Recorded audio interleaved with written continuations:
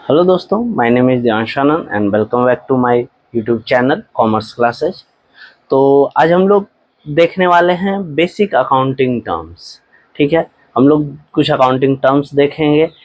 जब हम लोग कॉमर्स पढ़ते हैं तो बहुत ज़रूरी है कि हम लोग अकाउंटिंग टर्म्स को अच्छे से जानें, समझें और उसे अच्छे से समझ पाएँ कि वो आखिर यूज कहाँ होगा, हम उसे कैसे कितने इफ़ेक्टिवली उसको अकाउंटिंग में यूज कर पाएंगे। क्योंकि अगर हम अकाउंटिंग टर्म्स नहीं सीखते हैं ढंग से तो हम अकाउंटिंग कितना भी अच्छा कर ले, फिर जब हमें होगा कि ये एसेट्स किधर जाएगा, ये लायबिलिटी किधर जाएगा, एसेट्स क्या होता है, लायबिलिटीज क्या होता है, तो हम उसे सही से डाल नहीं पाएंगे और फिर वो हमेशा हम लोग को एक इशू बन के हमारे सामने आएगा। तो हम लोग बेसिक अकाउंटिंग टर्म्स देखते हैं, जिसमें पहला टर्म आता है assets. Assets refers to the properties or things owned by a business concern which can be expressed in term of money। कहता है एसेट्स जो है ऐसा प्रॉपर्टी है या ऐसा कुछ सामान है, चीज है जो कि बिजनेस कंसर्न के ऑनर का है। ठीक है, और उसे हम लोग मनी के टर्म में एक्सप्रेस करते हैं। कहने का मतलब क्या है, जैसे बिजनेस है, एक बिजनेस है जिसके पास एक बिल्डिंग है, उस बिल्डिंग को हम मनी के टर्म में कैसे एक्सप्रेस करेंगे कि वो बिल्डिंग 1 करोड़ का है। तो वो क्या हो गया, वो जो 1 करोड़ है ना, वो उस बिल्डिंग का वैल्यू है। और हमें अकाउंटिंग जब हम करते हैं तो हम क्या करते हैं, हम फाइनेंशियल टर्म को ही एक्सप्रेस करते हैं। हम लोग सिर्फ फाइनेंशियल टर्म्स को ही देखते हैं। तो ये हो गया, इसी को हम लोग एसेट्स कहते हैं। ठीक है, एसेट्स का क्या है, दो टाइप्स होता है, नॉन करेंट एसेट्स होता है, करेंट एसेट्स होता है। नॉन करेंट एसेट्स क्या होता है, करेंट क्या होता है तुरंत, नॉन करेंट क्या होता है जो एसेट्स जो 1 साल से ज्यादा चलेगा। कौन सा एसेट्स 1 साल से ज्यादा चलेगा, फर्नीचर हो गया, कोई भी शॉप है उसका फर्नीचर है वो 1 साल से ज़्यादा चलेगा। कोई दुकान है, उसका बिल्डिंग है, मान ली कोई ऑर्गेनाइजेशन उसका अपना एक बिल्डिंग है, वो बिल्डिंग 1 साल से ज़्यादा चलेगा। तो वो क्या है, नॉन करेंट एसेट्स है। और करेंट एसेट्स क्या है, जो 1 साल से कम चलेगा। मतलब जैसे इन्वेंट्री, इन्वेंट्री बोले तो माल, जो माल हम बेचने के लिए लाते हैं। हम क्या माल 1 साल से ज़्यादा के लिए बेचने के लिए लाते हैं कि एक माल लाएंगे और 1 साल तक बेचेंगे? नहीं, हम चाहते हैं कि आज का आया माल कल बिक जाए, फिर कल लाऊं परसों बिक जाए। हम चाहते हैं जितना जल्दी से जल्दी माल बिके, इसीलिए उससे हम उस तरह के एसेट्स को हम करेंट एसेट्स कहेंगे। ठीक है, अब नॉन करेंट एसेट्स में पहला आता है टेंजिबल फिक्स एसेट्स। टेंजिबल का मतलब होता है कि वैसा एसेट्स जो दिखाई दे, जो आंखों से दिखे, उसे हम लोग टेंजिबल फिक्स एसेट्स करेंगे। ठीक है, और इनटेंजिबल फिक्स एसेट जो आंखों से ना दिखे, उसे हम इनटेंजिबल फिक्स एसेट्स करेंगे।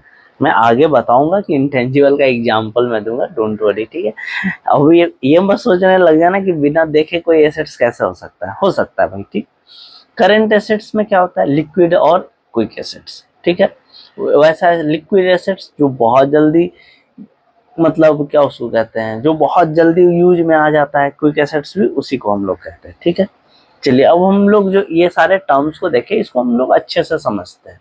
ठीक है, पहला आता है non current assets. Non current assets में क्या आ जाता है, land, building, plant and machinery, furniture etcetera. बिल्कुल नॉन करेंट मतलब जो 1 साल से ज्यादा चलेगा।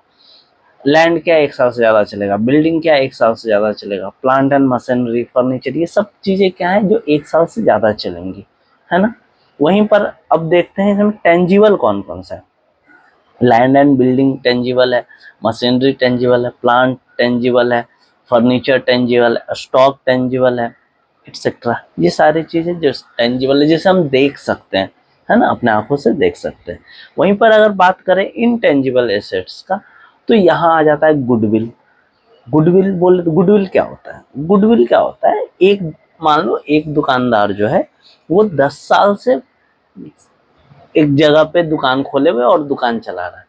अभी क्या है ना कि इसका गुडविल बन गया। गुडविल बन गया मतलब आसपास के लोग, एक तरह के लोग जानने लग गए कि अगर सामान लेना है तो उसके दुकान से ही सामान लो, वो अच्छा सामान देता है। ये होता है गुडविल। ठीक है, उसका जो अपना एक वैल्यू क्रिएट हो जाता है, उसे हम लोग गुडविल कर सकते हैं। पेटेंट, पेटेंट राइट होता है। ठीक है, बड़ी बड़ी कंपनियां अपनी पेटेंट बनाती है, जैसे दवा की कंपनी है, वो किसी तरह का रिसर्च कर ले।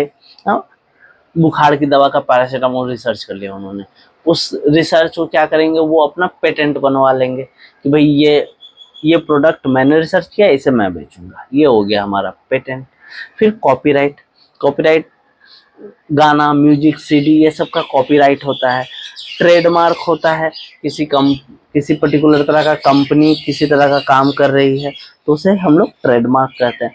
कंप्यूटर सॉफ्टवेयर, कोई पर्टिकुलर कंपनी किसी तरह, जैसे फेसबुक एक कंप्यूटर सॉफ्टवेयर है, फेसबुक एक कंप्यूटर सॉफ्टवेयर, मैं आपको यूट्यूब पे पढ़ा रहा हूँ, यूट्यूब क्या है, एक कंप्यूटर सॉफ्टवेयर है। ये सब चीजें जो हैं, जो इनटेंजिबल है, जो दिखाई नहीं देती, बट ये लंबे समय के लिए, गुडविल क्या है, लंबे समय के लिए, पेटेंट लंबे समय के लिए, सारी चीजें लंबे समय के लिए। अब हम लोग बात करते हैं करंट एसेट्स की, ठीक है। करंट एसेट्स, करंट एसेट्स में क्या आता है, बिल्स रिसीवेबल। रिसीवेबल मतलब वैसा बिल जो जिसका पेमेंट मुझे आने वाला है, ऐसा बिल जिसका पेमेंट मुझे मिलने वाला है, वो बिल्स रिसीवेबल कहलाता है। स्टॉक इन ट्रेड, वैसा स्टॉक जो कि ट्रेड में, ट्रेड मतलब जो कि अभी मतलब वो कस्टमर के पास जाने के रास्ते में है, ठीक है। तो अभी तक उसका पैसा नहीं आया ना, क्योंकि जब वो उसके पास पहुंचेगा तब वो पेमेंट करेगा, तो ये हो गया। सन्ड्री डेटर्स, डेटर्स जो लोग माल लेकर उधार पे जाते हैं, वो cash in hand, cash at bank. Prepaid expenses क्या होता है, मैं आपको बताता हूँ। ऐसा कोई खर्च जो मैंने कर दिया, मान ली मुझे कुछ चाहिए और उसके लिए मैंने एडवांस पेमेंट किया है, तो वो सामान मुझे आएगा, जो सामान के लिए मैंने एडवांस पेमेंट किया वो सामान मुझे आएगा, तो ये कहीं ना कहीं प्रीपेड एक्सपेंस हो गया। अब मैं आता हूँ लिक्विड एसेट्स। लिक्विड एसेट्स क्या है, वैसा एसेट जो बहुत जल्दी कैश में तब्दील हो जाए। लिक्विड टर्म जो होता है अकाउंटिंग में, इसे हम लोग कैश को लिक्विड मनी, लिक्विड मनी हमारा कैश होता है, जो कैश है वो लिक्विड मनी है। तो लिक्विड एसेट्स जो है, जो तुरंत कैश में कन्वर्ट हो जाए, बिल्कुल ऐसा फटाक सा, तो cash in hand, cash at bank, temporary investment, ऐसा इन्वेस्टमेंट जो टेम्पररी है वो। अभी देखो लिक्विड एसेट्स का एक फॉर्मूला होता है, current assets minus stock plus prepaid expenses, ये करके हम लिक्विड एसेट्स निकाल सकते हैं, ठीक है। जब आप 12th में जाओगे तो इस तरह के छोटे मोटे आपको बहुत सारे फॉर्मूले पढ़ने को मिलेंगे और सीखने को मिलेंगे। तो अभी से थोड़ा थोड़ा करके सीखेंगे तो हम बहुत अच्छे से फॉर्मूलाज को सारे सीख जाएंगे, ठीक है। चलिए अब हम लोग लाइबिलिटीज देखते हैं। उस टाइम हम लोगों ने एसेट्स देखा, अब हम लोग लाइबिलिटीज देखते हैं, ठीक है। तो लाइबिलिटीज क्या है, liability is the financial obligation of an enterprises other than owners fund. जो ऑनर का फंड है, जो मालिक का जो फंड है, मालिक का जो फंड है, उसके अलावा जितना भी फंड जो हम मार्केट से उठाएं उसे हमको वापस देना होगा, बिल्कुल। तो वो सारा जो ऑब्लिगेशन है वो हमारा लाइबिलिटीज कहलाता है, ठीक है। कहने का मतलब ये है कि बिजनेस जब हम शुरू करते हैं तो बिजनेस में कुछ अपना पैसा लगाते हैं, कुछ पैसा हम बाहर से लेते हैं। जो पैसा हम बाहर से लेते हैं वो पैसा हमको लौटाना है, ठीक है, वो पैसा लौटाना है। तो लौटाना है इसलिए उससे हम लाइबिलिटीज कहते हैं, ठीक है। तो लाइबिलिटी क्या हो गया, एसेट्स माइनस कैपिटल। कैपिटल क्या है, ऑनर्स फंड, ऑनर्स फंड है कैपिटल, है ना। कैपिटल को ऑनर्स फंड कह सकते हैं, ठीक है। इंटरनल फंड भी कह सकते हैं, है ना। तो कैपिटल को ये भी कहा जा सकता है, ठीक है। तो लाइबिलिटीज क्या है, एसेट्स माइनस कैपिटल, या एसेट्स माइनस ऑनर्स फंड, या assets minus internal fund. Liabilities के दो पार्ट्स हैं, ठीक है। एक है इंटरनल लाइबिलिटीज और एक है एक्सटर्नल लाइबिलिटीज, ठीक है। इंटरनल लाइबिलिटीज में क्या आता है, कैपिटल और रिजर्व एंड सरप्लस, इसके बारे में हम लोगों ने बात किया। कैपिटल क्या है, पूंजी, जो एक ऑनर अपना पैसा जो लगाता है उसे हम लोग कैपिटल कहते हैं।